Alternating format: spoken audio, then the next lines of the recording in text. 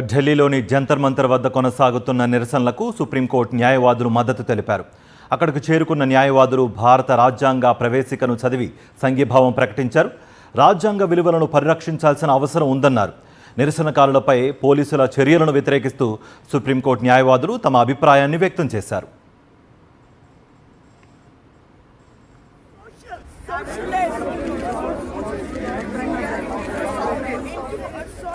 Socialist, secular, democratic republic.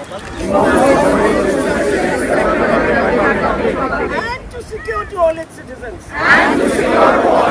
Justice. Social. Economic. Political. Liberty. Of thought. Expression. మరిన్ని updates కోసం channel ను subscribe చేయండి. Notifications కోసం bell icon పై click చేయండి.